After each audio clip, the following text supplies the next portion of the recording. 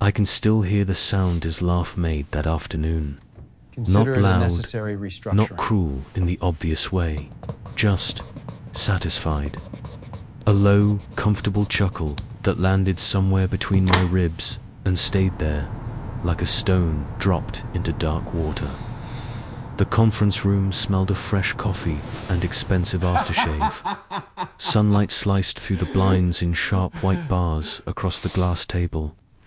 I remember watching one of those bars crawl slowly across the back of my left hand while he spoke the words that ended 19 years of partnership, friendship, everything I had built. You understand, Daniel, it's just business. He leaned back in the leather chair that used to be mine. The same chair, same view of the city skyline I used to wake up thinking about. And he smiled, not a big smile, just the small, private one winners give themselves when no one's looking. I didn't answer right away. I couldn't. My throat had closed the way it does when you're drowning but nobody notices. He pushed the separation agreement across the polished surface. Black ink, white paper, my name already printed in the blank. All I had to do was sign away the company we started in a garage. When we were 27, sign away my shares, my office, my future. Sign away the life I thought we built together. I looked up at him, really looked, and for one heartbeat I saw the boy I used to trust with everything. Then that boy was gone, and the man in the chair just tilted his head and said, softer this time, sign it, Daniel. Don't make this harder than it needs to be. I signed, and he laughed again. That same small, satisfied sound as the pen scratched across the page. I walked out with nothing but the clothes on my back, a cardboard box, and the echo of that laugh ringing in my skull. My name is Daniel Reese. I'm 48 now. 10 years ago, I was 38. Married once, divorced once, childless, sleepless, and according to everyone who mattered, finished. A cautionary tale people whispered about in boardrooms. The guy who lost it all because he trusted the wrong person. The guy who got played so completely he didn't even see the knife until it was already between his ribs. That day in the conference room, I thought the worst thing that could happen to me was losing the company. I was wrong. The worst thing was realizing the man I considered my brother had spent years planning exactly how to enjoy watching me fall. I drove home in silence, not the peaceful kind, the kind that presses against your eardrums until they hurt. Every red light felt personal. Every billboard with a smiling face felt like mockery. When I finally pulled into the driveway, the house was already too quiet. Sarah had left 3 months earlier. She said she couldn't watch me disappear into someone else's ambition anymore. She was right. I didn't fight her on it. I just let her go the same way I let everything else go that year. I sat in the car for almost an hour with the engine off, staring at the dashboard clock until the numbers blurred. Somewhere around 8:30, I finally went inside, dropped the cardboard box in the hallway, and didn't touch it again for 6 weeks. That night I didn't sleep. I sat on the living room floor with my back against the couch and stared at the blank television screen like it might tell me what to do next. Around 2 in the morning, I started laughing, not the way he laughed, a broken, ugly sound that hurt my throat, because I finally understood something very clearly. He hadn't just taken my company. He had taken the version of myself who believed people could be good to each other. And I hated him for it. But more than that, I hated the part of me that still wanted to believe it wasn't true. I didn't decide on revenge that night, not consciously. Revenge isn't born in a single moment of anger. It's born in the long, slow bleed that follows. In the nights you wake up tasting metal.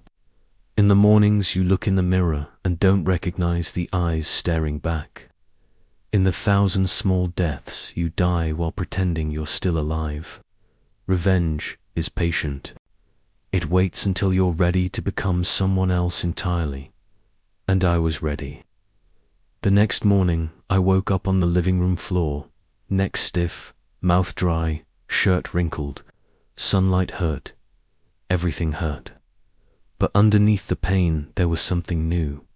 Something cold. Something that felt almost like purpose. I showered, dressed in the last clean shirt I owned. Made black coffee so strong it tasted like regret. Then I opened my laptop, logged into the accounts he hadn't bothered to lock me out of yet, sloppy, arrogant, and started reading. Every financial statement, every client contract, every whispered side deal, every number he thought I was too broken to understand anymore. I read for 17 hours straight. And when I finally closed the screen just before 3 in the morning, I wasn't crying. I wasn't shaking. I was calm in a way I had never been calm before, because I finally knew what I was going to do. Not tomorrow, not next month. I was going to wait. I was going to disappear. I was going to build something he could never imagine. And when the time came, when his empire started to crack the way mine had, I would be standing on the other side of the table, with the exact same pen, the exact same paper, and the exact same words he once used on me. I wouldn't raise my voice. I wouldn't need to. I would simply smile the way he smiled, and watch him understand what it feels like when someone you trusted laughs while your entire world burns. That's how it started. That's how I started.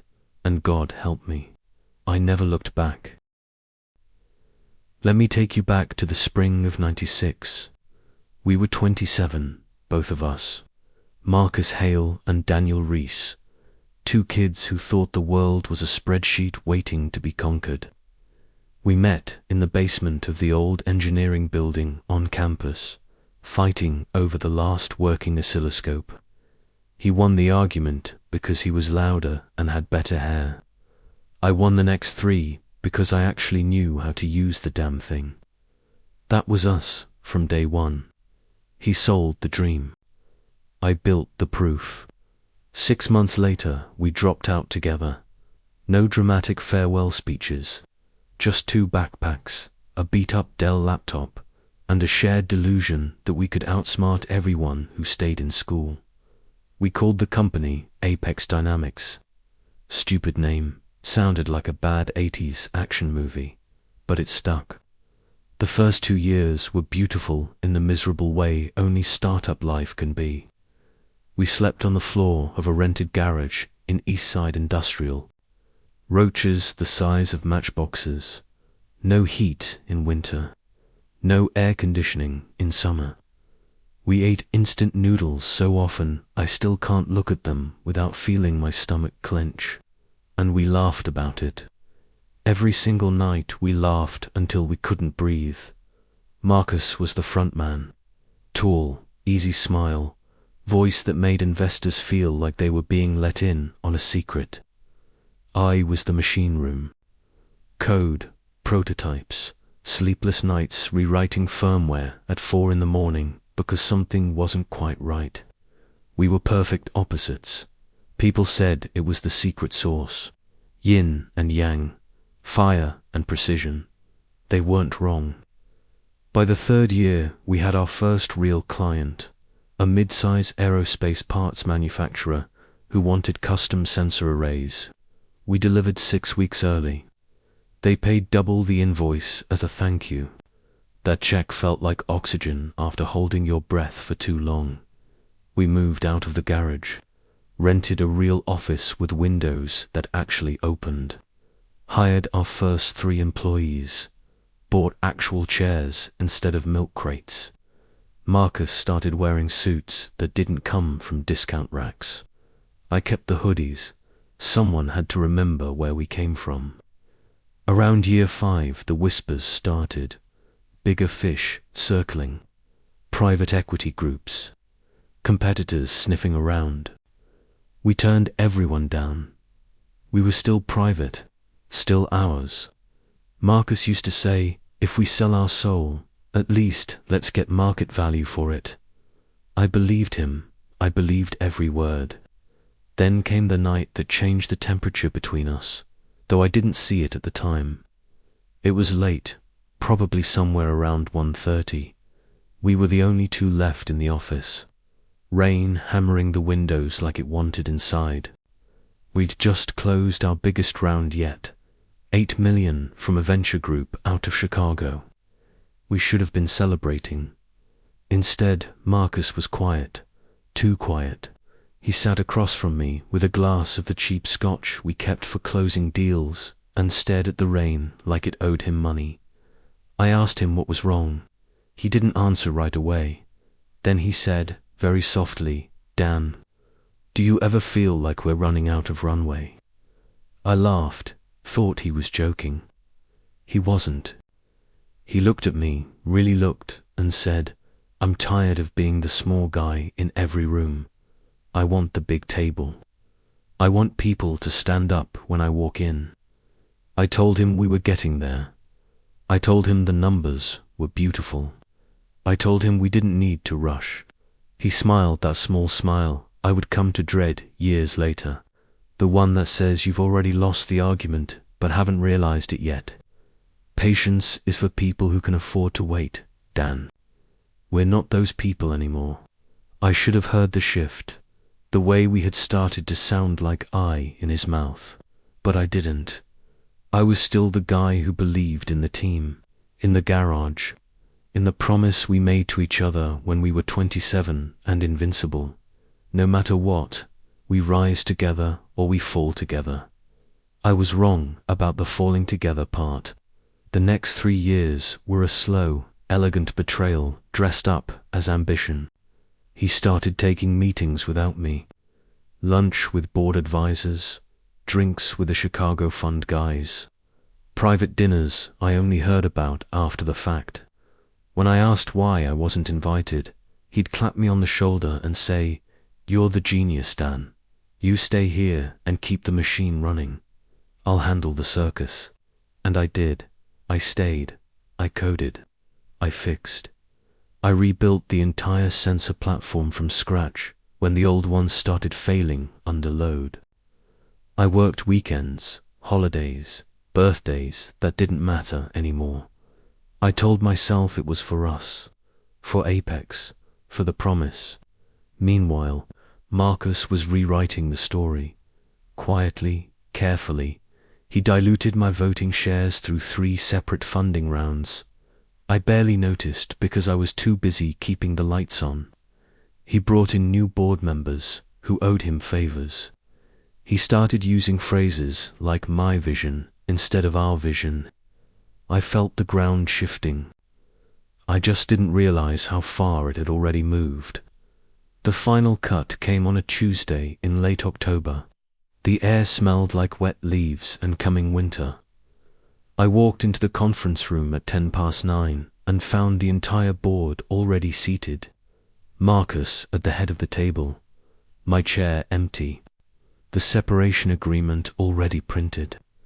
I remember the exact sound the door made when it closed behind me. Soft click, final. He didn't look angry. He didn't look guilty. He looked relieved, like a man who finally put down a heavy suitcase he'd been carrying too long. That was the day he laughed, the day I signed. The day I walked out with nothing but rage and a cardboard box. And the worst part, I still loved him like a brother right up until the moment the door closed. That love didn't die quickly. It festered. It turned black. It became something else entirely. Something patient. Something cold. Something that could wait a decade without blinking. The first year after I left Apex was the closest I've ever come to vanishing. I sold the house because I couldn't stand the silence in the rooms anymore. The money wasn't much. Most of it went to pay off the second mortgage. I'd quietly taken out to keep my half of the company breathing during the last funding round. I moved into a one-bedroom apartment above a dry cleaner in a neighborhood nobody I used to know would ever drive through. Rent was $800 a month, utilities included. The smell of fabric softener drifted up through the floorboards at night like cheap perfume. I kept the blinds closed most days. Not because I was afraid someone would see me. Nobody was looking anymore.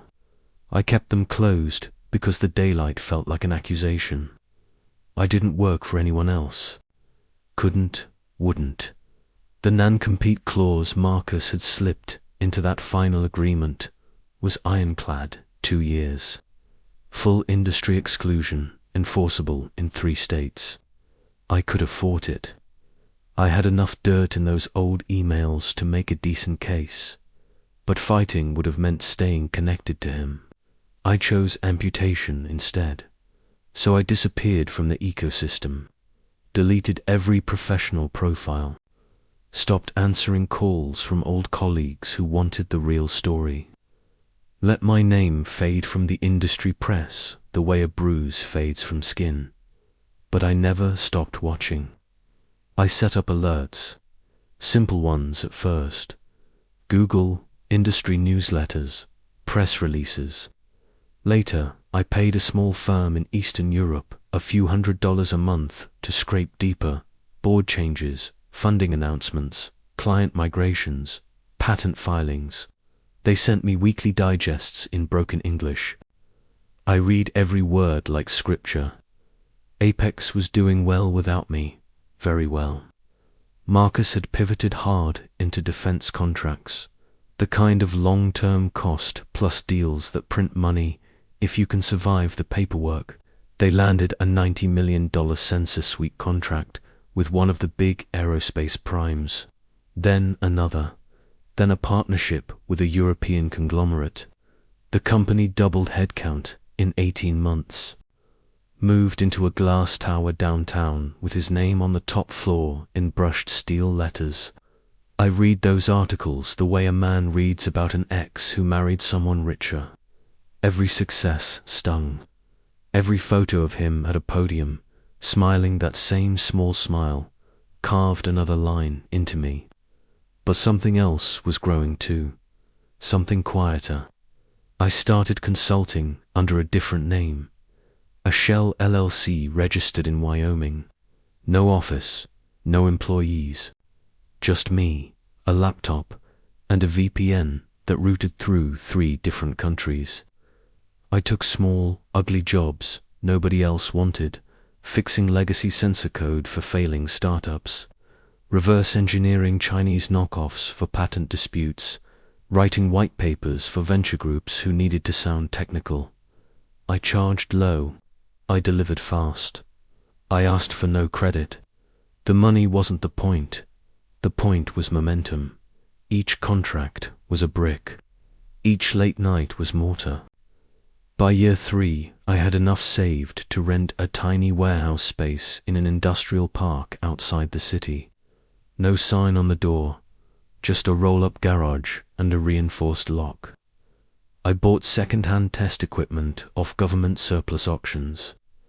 I rebuilt my old prototype bench from memory. Nights became days again. I didn't mind. Around year 4, I met Lena. She was a patent attorney who worked freelance for the same small firms I did. Sharp, quiet, eyes that saw through bullshit the way a scalpel sees through tissue. We started with coffee about contracts, moved to late dinners about life. She never asked why I lived like a ghost. She just accepted that I did. One night, probably sometime around 11:30, she looked across the table at me and said, "You're building something, aren't you?" I didn't answer right away. She smiled the way people smile when they already know. Then she said, "When you're ready to tell me what it is, I'll help you protect it." That was the first time since Marcus that I let someone stand close to the thing I was making. I didn't tell her the whole truth yet, not the part about revenge, but I started sharing pieces of the new architecture. The next generation sensor fusion stack, that could see through fog, smoke, jamming, things the military was starting to pay insane premiums for. She filed provisional patents under the Wyoming shell, clean, untraceable. When the time came, the real company would simply license them back from the ghost. Year 6, the non-compete expired. I could have surfaced then, could have started pitching. I didn't, because Apex was still climbing. Marcus had taken them public 18 months earlier. IPO price, $29 a share.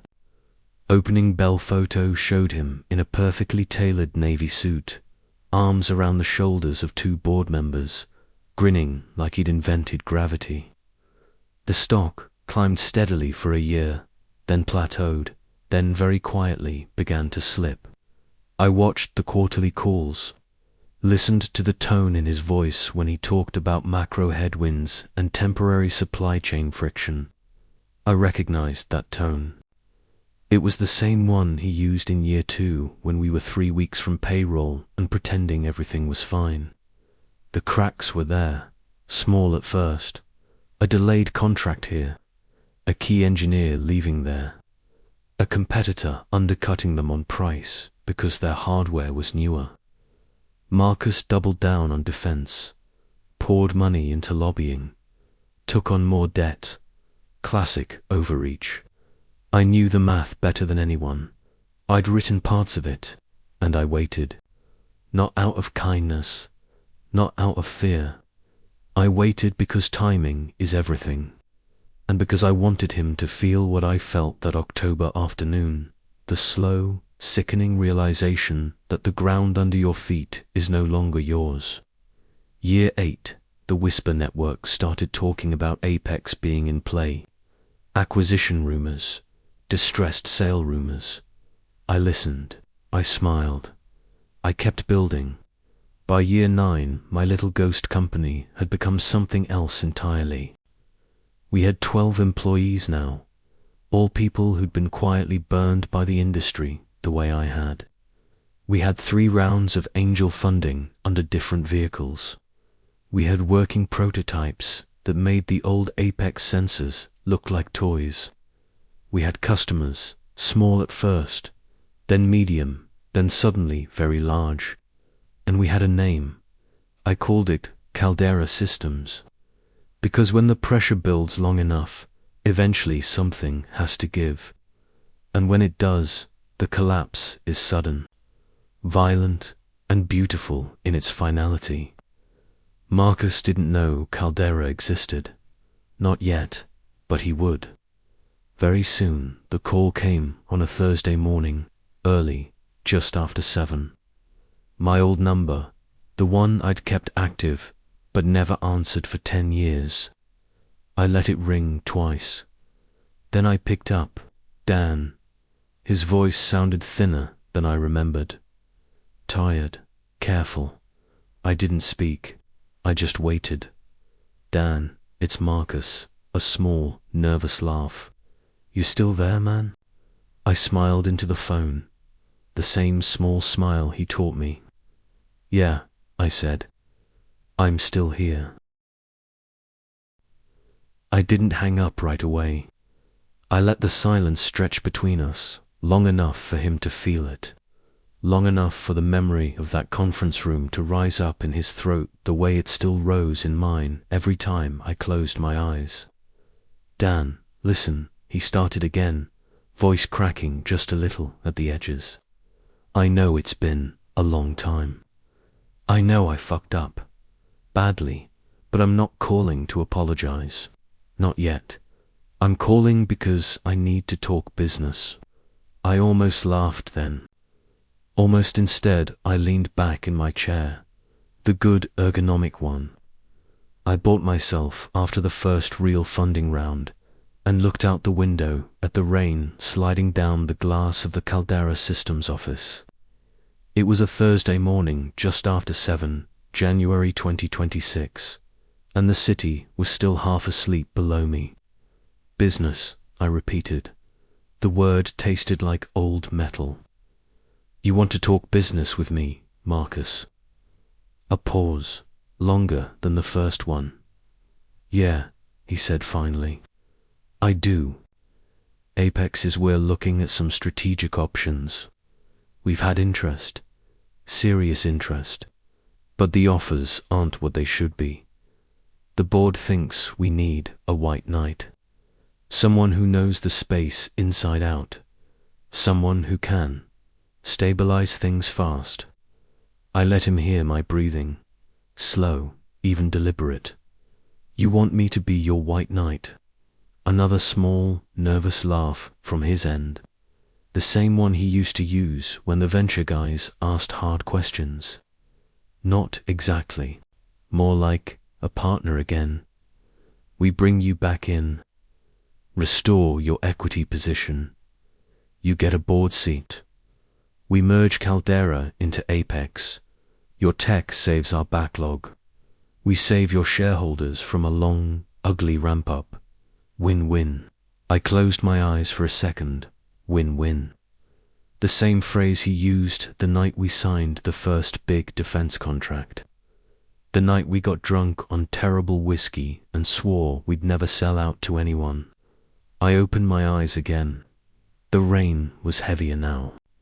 Marcus, I said, quiet enough that he had to strain to hear me. You fired me with a 2-page agreement and a cardboard box. You diluted me out of my own company. You took my name off the masthead before the ink was dry, and now you want me to save you. Silence again, thicker this time. I know what I did, he said at last, very low. I know I was an arsehole. I was scared, I thought. I thought if I didn't take control, someone else would. I thought I was protecting the company. You were protecting yourself. Another beat, maybe, he admitted. Maybe I was. But we built something real, Dan, together. And it's dying now. Slowly, painfully. I'm not too proud to beg if that's what it takes. I stood up, walked to the window, pressed my palm against the cold glass. I'll think about it, I said. Dan, I said, I'll think about it. Send me the numbers, the real ones, not the investor deck. The actual books, the debt schedules, the customer churn, everything. I heard him exhale. Relief, desperation, both at once. I'll have my CFO package it today. You'll have it by end of day. Good. I was about to hang up when he spoke again. Softer, almost like the old Marcus. The one who used to sit with me on the garage floor at 3 a.m. and dream out loud. Thank you, Dan, for even listening. I didn't answer. I just ended the call. Then I sat back down, opened my calendar, and blocked the next 3 weeks.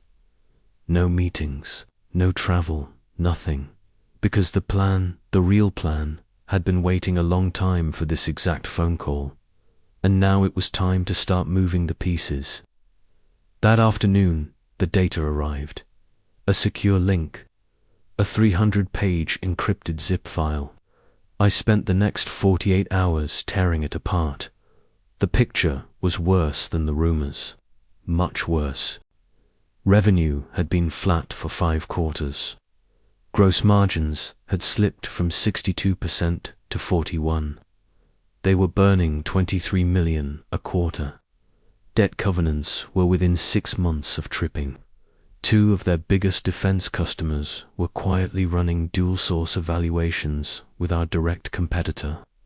The new flagship sensor platform, the one Marcus had hyped at every conference for 2 years, was 6 months behind schedule and over 30% above budget. Caldera's tech would have fixed most of it. That was the cruel joke. My new architecture could have pulled their backlog back from the edge in 18 months. But I wasn't here to save him. I was here to give him exactly the same medicine he gave me. I called Lena that night, sometime around 11.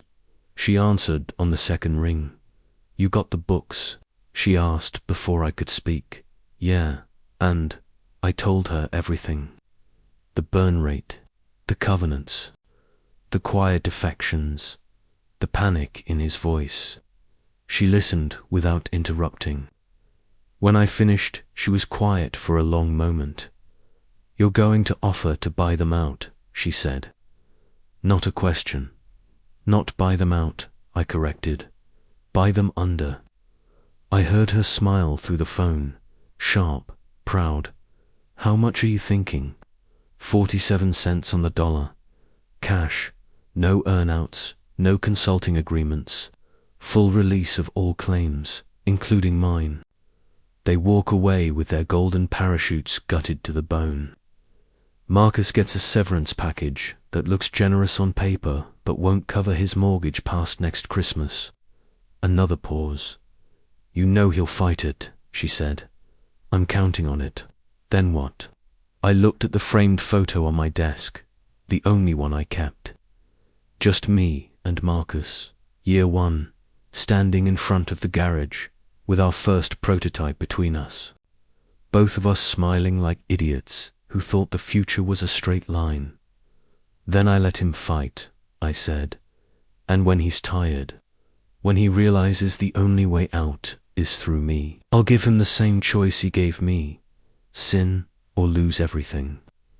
Lena laughed softly, not a happy laugh, a dark one, the kind shared between people who understand how far betrayal can bend a soul. "You've been carrying this a long time, Daniel." 10 years, I said. 3 months. 17 days, give or take. She didn't say anything else. She didn't need to. We both knew what came next. The next morning, I instructed our CFO to prepare the term sheet. I told the board, quietly, in a special closed session, that we were making a strategic acquisition play. I didn't tell them the personal history. They didn't need to know. They only needed to know the numbers. And the numbers were screaming for Caldera to strike. By Friday afternoon, the offer was drafted. 47 cents a share, cash, closing in 45 days. Conditioned on full due diligence, clean title, and the immediate resignation of the entire C-suite, including the CEO. I signed the cover letter myself. Black ink, white paper, my name already printed in the blank. Then I emailed it. Subject line, proposal for acquisition of Apex Dynamics, Inc. No greeting, no signature, block flourish. Just the attached PDF. I sat back and watched the read receipt turn green at 4:17 p.m., somewhere across town. In a glass tower with his name still on the top floor in brushed steel, Marcus Hale opened the file. And I knew, the way you know a storm is about to break, that he finally understood. The laughter was over. The begging was about to begin. He didn't call back that afternoon, or the next morning, or the one after that. I didn't expect him to. Men like Marcus, men who've spent a decade convincing themselves they're the smartest person in every room, don't panic on the first punch. They circle, they measure, they look for the angle that lets them believe they're still in control. The first sign of movement came 48 hours later. A polite but firm email from Apex's outside counsel, a white shoe firm downtown that charged $800 an hour just to answer the phone. Subject line, confidential discussion regarding unsolicited proposal, Apex Dynamics, Inc. They wanted a call. They wanted to understand our intentions. They wanted to discuss mutually beneficial alternatives. I forwarded the email to Lena without comment. She replied in less than 10 minutes. They're scared. They're going to try to run the clock, negotiate up, threaten litigation on some invented breach. Don't take the first call. Make them wait 3 days. Then take it, short, cold, no concessions, no small talk. Tell them the offer expires in 14 calendar days from today, non-negotiable. I followed her instructions to the letter. 3 days later, Monday, January 19th, just after 10 in the morning, I joined the video call from my office. No background, no virtual. Tai. Just me, plain grey wall behind me, face lit only by the window. On their end, Marcus, the CFO, the head of corporate development, and two lawyers in dark suits who looked like they'd rehearsed their concerned expressions in a mirror. Marcus tried to open warm. Dan, good to see you, man. Really. Been too long. I didn't smile. I didn't nod. I just said, the offer is on the table. You have 14 days. That's it. The CFO, a woman named Claire, who'd joined Apex 2 years after I left, cleared her throat. Mr. Reese, with respect, 47 cents is substantially below fair value. We have independent fairness opinions that put the intrinsic value closer to. I cut her off. Not loud, just firm.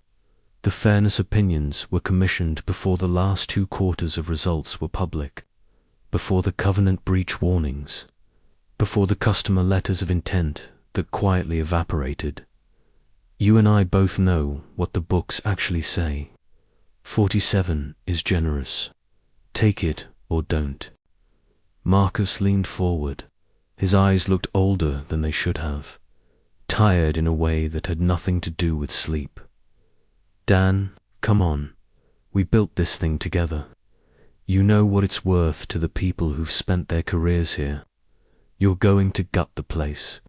You're going to fire people who had nothing to do with what happened between us. I felt something move in my chest. Not guilt. Not quite. More like an echo of the man I used to be, the one who would have cared about those people.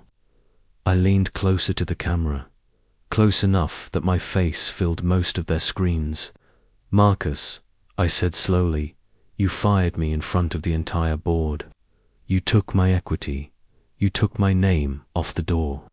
You took my future and turned it into your personal ATM. And you did it knowing exactly what it would do to me. You watched me walk out with a cardboard box and you laughed. Do not talk to me about the people who had nothing to do with it. Not now, not ever. Silence on the line. The kind that makes your ears ring. The head of corporate development tried next. We could do a merger of equals. You keep your brand. We keep ours. Shared governance. You get the CEO chair. We can. 14 days, I repeated. My voice hadn't changed. It didn't need to. Starting today. The offer is 47 cash. Full release of all claims, including the old separation agreement, the IP disputes, the oral promises, everything. Sign or we walk. And when we walk, the next offer comes from someone who won't give you a second thought about severance, retention bonuses, or golden parachutes. They'll strip the carcass and sell the bones. Marcus looked down at the table. For the first time since I'd known him, he looked small. The call ended 37 seconds later. No goodbyes. No pleasantries. Just the screen going black. I sat there for a long time afterward, staring at my own reflection in the monitor. The man looking back didn't look triumphant. He looked hollowed, like someone who'd finally opened the wound he'd been carrying for a decade and found it had gone all the way to the bone. That night I didn't sleep. I walked the empty office at 2 in the morning, lights off, only the blue glow from server racks and the city outside. I stood at the big window that faced the river and thought about the garage we started in, the roaches, the laughter, the promise we made when we were too young to understand how easy it is to break a promise. I asked myself, not for the first time, whether this was justice or just revenge, wearing justice's coat. I didn't have an answer. Maybe there isn't one. Maybe the line between the two disappears after enough years of carrying the weight. What I did know was this: I wasn't going to stop. Not now. Not when the knife was finally in my hand. The clock was ticking, 13 days left, and Marcus Hale was about to learn what it feels like when the only way forward is through the man you once called brother, and he isn't feeling generous. The 14-day clock became the only rhythm that mattered. I didn't go into the office every morning anymore. No point. The team knew something big was happening. Whispers traveled fast in a company that had grown from 12 people to 180 in 4 years. But I kept the details locked behind need to know. Lena handled the legal firewall. Our CFO handled the financing bridge. I handled the silence. Silence is louder than shouting when the other side is waiting for you to flinch. Day 4, first counterproposal arrived. 59 cents a share. Earn-outs tied to revenue targets over the next 24 months. Retention packages for the top 20 executives. A 2-year consulting agreement for Marcus at $300,000 a year, plus benefits. They even offered me the ceremonial title of Founder Emeritus with a board observer seat. I read the entire 37-page document in 18 minutes. Then I forwarded it to Lena with one line: burn it. Day 6, second call. This time only Marcus and one lawyer. No CFO, no development head, just the two of us plus the hired gun who looked like he'd rather be anywhere else. Marcus tried a different tone, quieter, more confessional. Dan, I get it. I deserve this. But the company doesn't. There are families here. Mortgages, college funds. Kids who didn't ask for any of this. If you gut us at 47, the ripple goes wide. You know it does. I listened to every word. I heard the tremor when he said kids. I remembered the night his daughter was born. He called me from the hospital at 4 a.m. Voice shaking with joy, told me her name was going to be Harper because it sounded strong. I'd been the first person outside family, he told. I let the memory sit between us for a few seconds. Then I said, when you pushed me out, Marcus, how many families were depending on Apex back then? How many mortgages? How many kids? You didn't pause to count them. You counted your shares, your control, your future. So don't talk to me about ripple effects now. The offer stands at 47. 12 days left. He tried one more angle. The personal one. The one I knew was coming. We were brothers once, Dan. You remember the garage? The nights we said we'd never become the assholes we saw in the industry. This isn't you. I almost laughed then.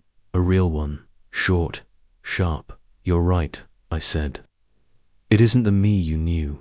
That version of me signed the separation agreement because he still believed in you. This version learned better. I ended the call before he could answer. Day 9, the leaks started. Not from our side. Never from our side. Someone inside Apex, probably someone who saw the writing on the wall and wanted leverage, began feeding bits to the trade press. Caldera systems, circling distressed Apex dynamics. Hostile takeover attempt at steep discount. Founder feud resurfaces after decade. The stock dipped 4% in pre-market, then another 3% when the broader market opened. I didn't celebrate. I didn't smile. I just watched the ticker the way a doctor watches a monitor when the vitals start to fade. Day 11, Marcus showed up unannounced. Not at the Caldera office. At my apartment. The same 1-bedroom above the dry cleaner that I'd kept all these years. Not out of sentiment, but because I wanted one place in the city that still remembered who I was before the suits and the glass towers. He rang the buzzer just after 8:30 at night. I saw him on the grainy camera feed, rain-soaked coat, shoulders hunched, looking every one of his 48 years. I let him stand there for almost 2 full minutes. Then I buzzed him up. When he stepped inside, he smelled like wet wool and expensive scotch. He didn't sit when I offered a chair. He just stood in the middle of the small living room and looked around at the bare walls, the second-hand couch, the single-framed photos that I still kept on the shelf. "You never moved," he said quietly. "After everything." "No reason to," I answered. "I wasn't running from anything. I was waiting." He nodded like he understood. Maybe he did. Maybe he didn't. "Dan, I'm not here to negotiate the price anymore." His voice cracked on the last word. "I'll take 47. I'll sign tonight. Full release. Everything. Just let me keep my seat on the board. 1 seat. Observer status. Let me watch what happens next. Let me see the thing we started become something bigger. Please." I studied him, really studied him. The lines around his eyes, the way his hands trembled just enough to notice, the way he couldn't quite meet my gaze anymore. For a heartbeat, one small, stupid heartbeat, I felt it, the old pull. The memory of 2 kids who believed the world could be taken by force of will and friendship. Then I remembered the cardboard box, the echo of his laugh. The decade of nights I woke up tasting rust. I walked to the kitchen counter, picked up the printed term sheet I'd prepared that morning, the final, unchangeable one, and handed it to him. "Sign here," I said. "Initial there and here." He looked at the pages, then at me. No board seat. No consulting agreement. No. He swallowed once, twice. Then he took the pen. His hand shook the whole time he signed. When he finished, he set the pen down very carefully, like it might explode if he moved too fast. "I'll have counsel countersign tomorrow morning," I said. "Wire instructions will go out the same day. You'll have your money in 7 to 10 business days." He nodded, didn't speak. Then, just before he turned to leave, he stopped at the door. "Was it worth it?" he asked, quiet, almost gentle. 10 years of this, just to watch me sign away everything. I looked at him, really looked, and answered the only way I could. "I don't know yet," I said, "but I'm about to find out." He left without another word. The door closed with the same soft click it had 10 years earlier. Only this time, the sound belonged to me. The papers were signed the next morning at 9:17. Lena's office, not mine, not his. Neutral ground with floor-to-ceiling windows that looked out over the river like a judge refusing to take sides. Marcus arrived alone. No entourage, no lawyer trailing behind him like a shadow. Just a man in a charcoal suit that had been tailored when the world still made sense to him. He carried a slim leather portfolio, nothing flashy, and when he set it on the conference table, the sound was small, almost apologetic. Lena handled the formalities. She read the key terms aloud in her calm, surgical voice. Full stock purchase. Cash consideration at 47 cents per share. Immediate resignation of all officers and directors. Mutual general release, including waiver of any and all claims arising from the 2016 separation agreement. No consulting. No non-disparagement carve-outs. No lingering strings. Marcus listened without interrupting. His eyes stayed on the table the entire time. When she finished, she slid the execution copies across the polished wood. 3 sets, one for him, one for Caldera, one for the file that would someday sit in a climate-controlled storage unit next to the original 2016. Separation agreement, the one he made me sign. He picked up the pen. The same brand he used back then. Black body, silver clip.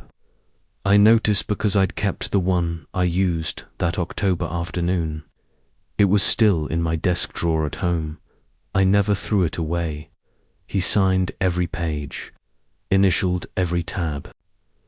When he reached the final signature block, he paused, just a fraction of a second, then wrote his name in the same careful, slightly slanted handwriting I'd seen on 1,000 bar napkins and term sheets over the years. Daniel Reese, CEO, Caldera Systems, Inc. He looked up at me then, for the first time since he walked in. There was no anger in his eyes, no defiance, just a kind of exhausted clarity, the look of a man who finally sees the full shape of the cage he built. He didn't speak. He just pushed the sign set back toward Lena. She collected them without flourish, time-stamped each page, and passed him his copy. Then it was done. The room stayed quiet for maybe 20 seconds. Long enough for the central heating to click once. Long enough for the river outside to keep moving the way it always does. Marcus stood, buttoned his jacket, looked at me one last time. "I thought I was protecting what we built," he said, very quietly. "I thought if I didn't take it all, someone else would. I thought I was being strong." I didn't answer right away. I let the words hang there like smoke. Then I said, "You were. You were strong enough to take everything, and I was weak enough to let you." He gave the smallest nod. The corner of his mouth moved. Not quite a smile, not quite anything else.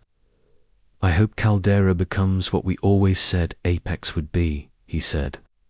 "I hope you finish the story." He turned and walked out. The door closed behind him with that same soft, final click. I didn't move for a long time afterward. Lena gathered her things. She touched my shoulder, once, light brief, then left me alone in the conference room with the river and the silence. I walked to the window, pressed my forehead against the glass. It was cold. Somewhere below me, Marcus Hale stepped out onto the sidewalk. He pulled up the collar of his coat against the January wind. He didn't look back. I watched him disappear into the lunch hour crowd, just another man in a dark coat carrying a slim portfolio and the weight of a decade. And I felt nothing, not triumph, not relief, not even the hollow satisfaction I'd imagined for so many nights. Just the quiet certainty that a circle had closed. The next 72 hours were a blur of mechanics. Wire instructions sent, funds transferred, regulatory filings queued. Integration team briefed under strict NDA. Apex employees notified by a pre-drafted letter that began with the words strategic acquisition and ended with continued employment opportunities subject to evaluation. The press release went out the following Monday. Short, factual, no quotes from me, no victory lap. Caldera Systems today announced the successful acquisition of Apex Dynamics, Inc., strengthening its position in next-generation sensor fusion technologies for defense and aerospace applications. That was it. No mention of founders, no mention of history, no mention of cardboard boxes or laughter that still echoed in my skull at 3 a.m. The stock, what remained of it on the open market, jumped 18% on the news. Analysts called it a much-needed lifeline. A few old-timers in the industry sent private messages, "Didn't see that coming," poetic, "about damn time." I didn't reply to any of them. Instead, I went home that night, back to the apartment above the dry cleaner, and sat on the same second-hand couch I'd sat on for 10 years. I opened the bottom drawer of the small side table. There it was, the pen from 2016, still black, still silver-clipped, still carrying the faint ghost of my own signature. I held it for a long time. Then I placed it next to the new pen, the one Marcus had used to sign his future away. 2 pence, 2 moments, 2 signatures that closed the same wound from opposite sides. I didn't feel like a winner. I felt like a man who had finally paid the full price for what he'd asked the universe to give him. And I wondered, not for the first time, whether revenge ever really ends, or whether it simply changes clothes and waits for the next person to wear it. The first week after the closing felt like walking through fog after a storm has passed. Everything was quieter than it should have been. No explosions, no victory parades, just the slow, mechanical work of swallowing a company whole. We moved fast on the integration, not out of mercy, but necessity. The Apex backlog was bleeding cash every day it sat idle. I authorized the immediate transfer of their top 3 defense programs to Caldera's production line. Our engineers, the ones who'd been building in secret for years, took over the designs Marcus had been trying to force-fit into an aging architecture. They didn't gloat, they just worked. Late nights, quiet satisfaction. The kind that comes when you finally get to fix something that was broken long before you arrived. I stayed away from the old Apex building. I didn't need to walk those halls to feel the weight of what had happened. The building was already being prepared for lease to a logistics firm. The glass tower with his name in brushed steel. We had the letters removed on the 3rd day after closing. A crew in cherry pickers worked through the night. By morning the steel was blank, the sky behind it cold and indifferent. The employees were the hardest part. Not for me, for them.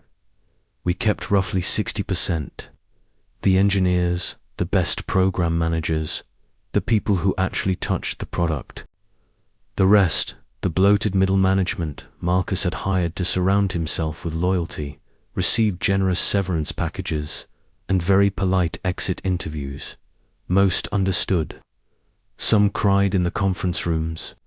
A few cursed my name in the parking lot before they drove away. I didn't blame them. I would have done the same. One afternoon, maybe a week and a half after the signing, around 3:30, I received a single email, no subject line. Just my personal address, the one Marcus still remembered from the old days. I almost deleted it unread. Then I opened it anyway. Dan, I'm not writing to beg.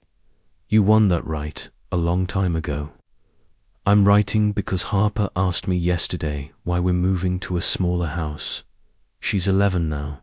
She notices things. I told her the truth, that Daddy made some mistakes at work and we have to start over. She hugged me and said, "It's okay, we'll be okay." I don't think she believes it yet. I'm not sure I do either. I'm not asking for anything. I know the deal is done. I just wanted you to know that the man who laughed that day in the conference room, he doesn't exist anymore. He died somewhere between the signing and the moment I walked out of Lena's office. What's left is someone trying to figure out how to be a father again, how to look at himself in the mirror without wanting to look away. You won completely. I hope it was enough. Marcus, I read it twice.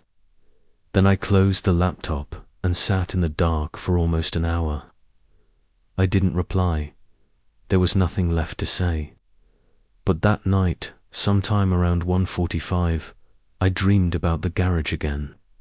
Not the clean, romantic version we told investors. The real one, roaches skittering across the concrete, the smell of soda and burnt coffee. Marcus laughing so hard he fell off a milk crate because the first prototype had just passed its smoke test. In the dream, I tried to speak to him, tried to warn him. He just kept laughing, that same small, satisfied sound, until the walls started closing in, and the laughter turned into something else entirely. I woke up sweating, chest tight. The apartment still smelled faintly of dry cleaning chemicals. I got up, made coffee at 4 in the morning, black, strong enough to hurt. Then I opened my laptop again and stared at his email. I typed one sentence. It wasn't enough. Then I deleted the draft and shut the computer down. The next morning, I went into the Caldera office early, before 7. The place was quiet. Only the night shift security guard and the hum of servers in the back. I walked to the main lab, the one we'd converted from an old Apex prototype space. The new sensor array was on the bench, the one that could see through jamming, fog, lies, whatever you threw at it. It was beautiful in the cold fluorescent light. Clean lines, ruthless efficiency, everything Marcus had promised the world we'd build, and everything he'd failed to deliver. I touched the casing once, cold metal. Then I turned off the lights and left. The reckoning wasn't in the signing. It wasn't in the wire transfer. It wasn't even in the email I never answered. The reckoning was in the quiet mornings after, when you realize the thing you chased for a decade has left you standing in an empty room with 2 pence and a decade's worth of silence. And you still don't know whether you feel lighter or simply emptier. 3 weeks after the closing, Caldera announced the first major post-acquisition contract.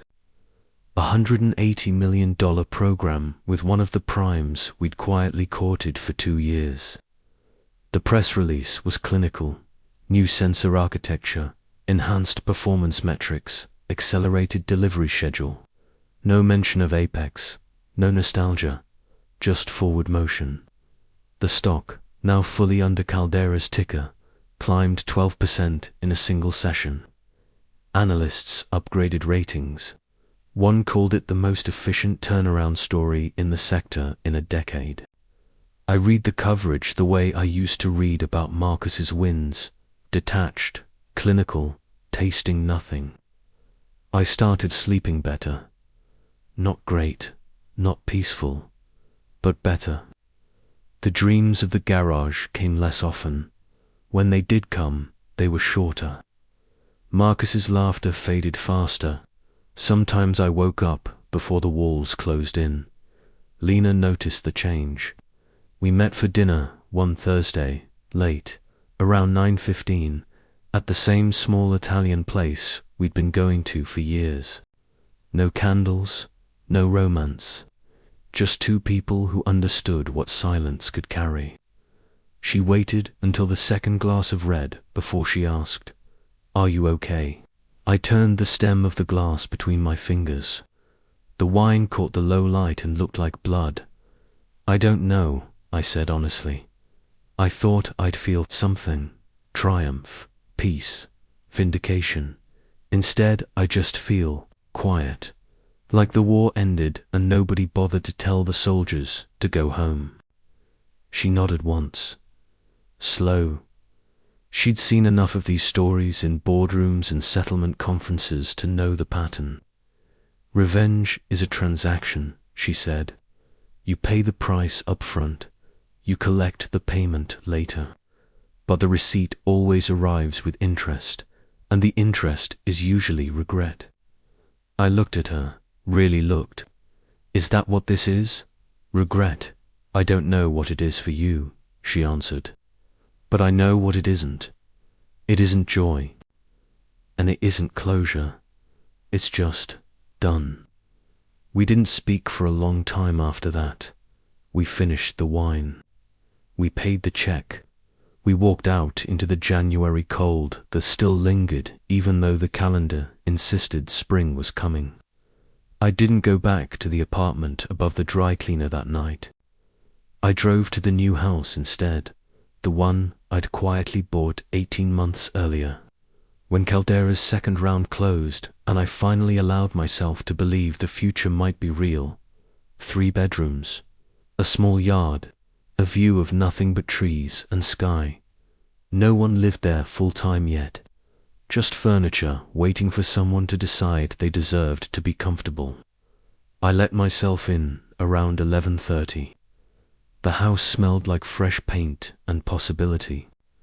I walked through the empty rooms, turned on a single lamp in the living room, sat on the floor with my back against the wall, the same way I used to sit in the old apartment after bad days. I pulled out my phone, opened the email from Marcus that I still hadn't deleted.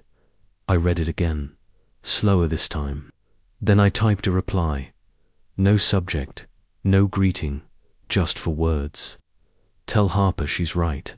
You'll be okay. I hit send before I could think too hard about it.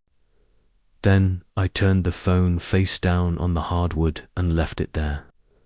The next morning, I woke up on the floor again, neck stiff, back complaining. But the house felt different. Not warmer, not forgiven, just possible. I showered in the guest bathroom, made coffee in the bare kitchen, stood at the window and watched the sun come up over trees that didn't care about boardrooms or betrayal or pens. Around 7:40, I drove to the office. The team was already there. New faces, old faces, people who had never known the garage version of me, and people who had quietly followed me through the long silence. They didn't cheer when I walked in. They just nodded. The way people nod when the work is still there and the day is still long. I went to my office, closed the door, opened the drawer where I kept the 2 pens. I took them out, laid them side by side on the desk. One from 2016, one from 2026. Then I picked up the older one, the one that still carried the faint memory of my shaking hand, and dropped it into the trash. I didn't hesitate. I didn't pause for drama. I just let it fall. The newer one, Marcus's eye, left on the desk. Not as a trophy, not as a reminder, just as proof that time moves forward, even when the heart wants to stay stuck. I closed the drawer. Then I opened my laptop and started the day. There were still contracts to sign, still people to lead, still a company to build into something neither of us had been able to imagine when we were 27 and laughing on a concrete floor. The revenge was finished. The story wasn't, and for the first time in 10 years, I wasn't sure whether that was a curse or the closest thing to grace I would ever receive. The fall didn't come with fireworks or courtroom drama. It arrived the way most real endings do, quietly, inevitably, in the small hours when no one is watching. By mid-March, roughly 2 months after the wire cleared, the last visible traces of Apex Dynamics were gone. The old headquarters had been gutted, furniture auctioned, servers wiped and repurposed. The only thing left standing was the concrete shell, waiting for the logistics company to move in next quarter. I never visited. There was nothing left to see. Inside Caldera, the merger was mostly complete. We kept the best of their defense IP, folded it into our stack, and shipped the first upgraded units to the prime contractor 6 weeks ahead of schedule. The customer sent a terse but satisfied email. Performance exceeds specification. Payment released. Our CFO forwarded it to me at 7:12 one morning with a single line. This is what winning looks like. I stared at the message for a long time before I closed it. The people who stayed adapted quickly. Most of them had been quietly unhappy under Marcus's final years. The endless reorganizations, the deferred bonuses, the promises that kept getting pushed. They didn't love me. They didn't have to. They just wanted stability, a paycheck that cleared, and work that made technical sense. I gave them those things. Nothing more, nothing less. I heard things, of course. Industry gossip travels faster than press releases. Marcus had moved his family to a smaller house in a suburb 30 miles outside the city. 3 bedrooms instead of 6. No pool, no view. He was consulting small gigs, mostly helping startups with pitch decks, advising on regulatory filings. The kind of work that pays enough to keep the lights on, but never enough to feel like you're climbing again. Someone saw him at a coffee shop in early April, alone, reading the news on a tablet. No entourage, no power suit, just a man in a plain grey hoodie, looking older than the headlines said he was. I didn't go looking for more updates. I didn't need them. But the universe has a way of delivering the final note, whether you ask for it or not. It came on a Tuesday evening, late, probably around 8:40. I was still at the office, the only light in the building coming from my desk lamp and the blue glow of 3 monitors. An email landed in my personal inbox. Sender, Harper Hale. The subject line was blank. I almost didn't open it. Then I did. Mr. Reese, my dad doesn't know I'm writing this. He'd be mad if he knew. But I found your email in his contacts when I was helping him set up his new laptop. I remember you. You used to come over for barbecues when I was little. You brought me that stuffed robot with the red eyes. I still have it. It's on my shelf. Dad won't talk about what happened. Not really, but he's different now. Quieter. He reads to me every night, even when he's tired. He makes breakfast on weekends. He says, we're starting fresh. He says sometimes you have to lose big things to remember what the small things are worth. I don't know if you hate him. I don't know if you should. I just know he's trying, and I wanted to say thank you. Because if none of this had happened, I don't think he would be the dad he is right now. You don't have to write back. I just wanted you to know. Harper, I read it 3 times. Each time the words landed differently. First like a punch, then like pressure on an old bruise. Then like something softer, something I couldn't name. I didn't reply that night. I couldn't. The words wouldn't come. Instead, I shut down the office, drove home to the house with the trees, and sat on the back porch until the sky turned the color of wet concrete. Somewhere around 2 in the morning, I finally typed an answer. Harper, you're welcome. Tell your dad the robot had red eyes because he was always watching out for the important things, even when no one else could see them. Take care of him and take care of yourself. Daniel. I hit send and closed the laptop. Then I cried. Not loudly, not dramatically, just the quiet, ugly tears of a man who finally understood the full cost of what he'd taken. Not just Marcus's company, not just his pride, but the version of the future where 2 old friends could have grown old together, still arguing over oscilloscopes and bad coffee. That future was gone irretrievably, and the one I'd built in its place was beautiful, ruthless, and utterly alone. I never expected the silence to be the loudest part of the ending.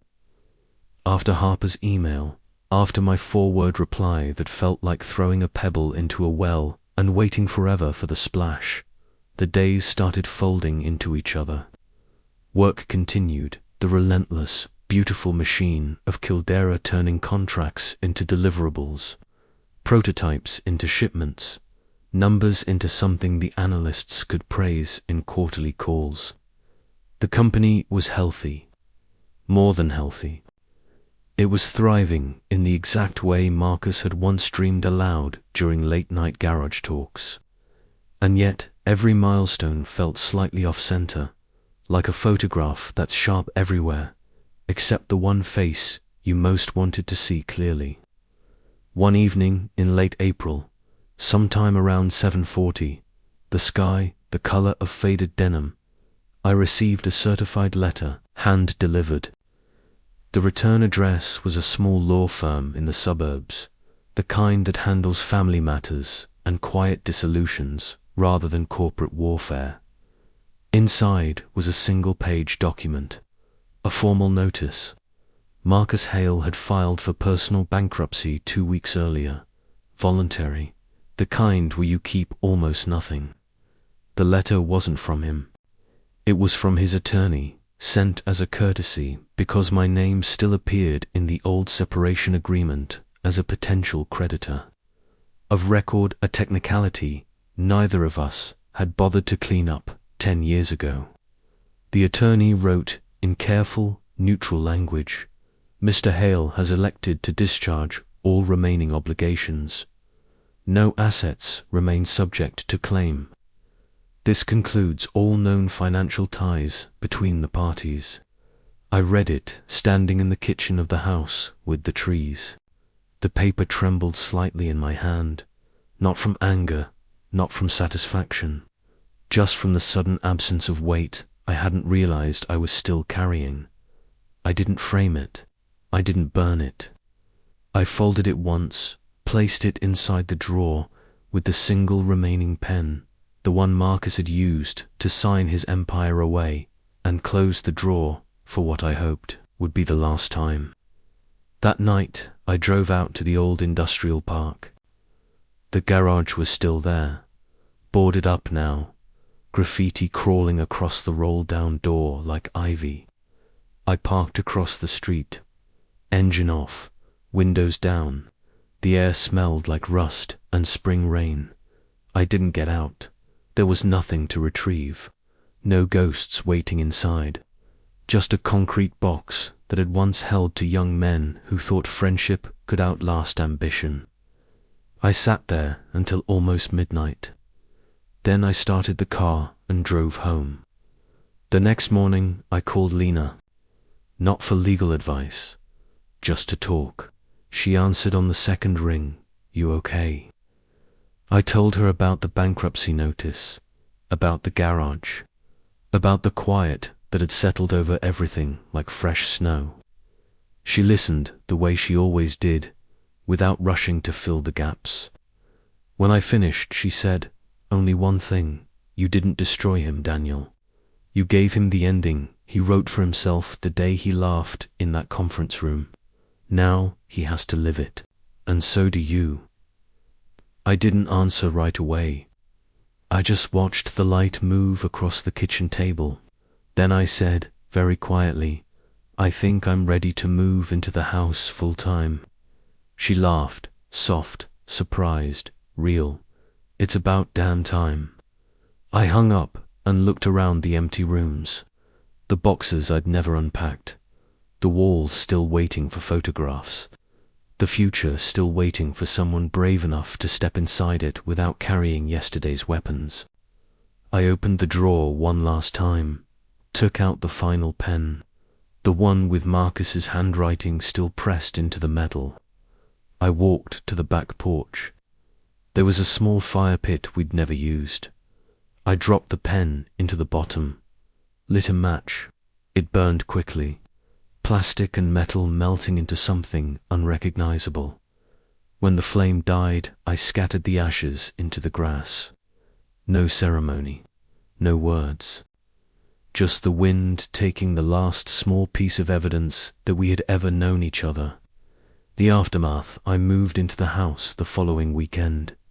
No fanfare, a rented truck, a few friends from Caldera who showed up without being asked. We carried boxes. We laughed about nothing important.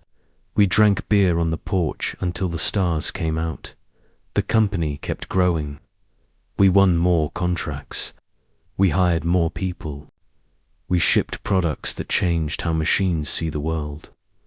I never spoke publicly about Marcus again, not in interviews, not in keynotes, not even when journalists tried to bait me with questions about the origin story. I let the past stay past. Sometimes, late at night when the house is quiet, I still hear that small, satisfied laugh. Not as often as before, not as loud. And when it comes, I don't fight it. I just breathe through it the way you breathe through an old scar that decides to ache on rainy days. Revenge isn't clean. It isn't poetic. It's a long, cold transaction that leaves both sides poorer than they started. But it is final. And in the silence that follows, you finally get to decide who you want to be when no one is watching and no one is left to punish. I'm still learning the answer, but I'm learning.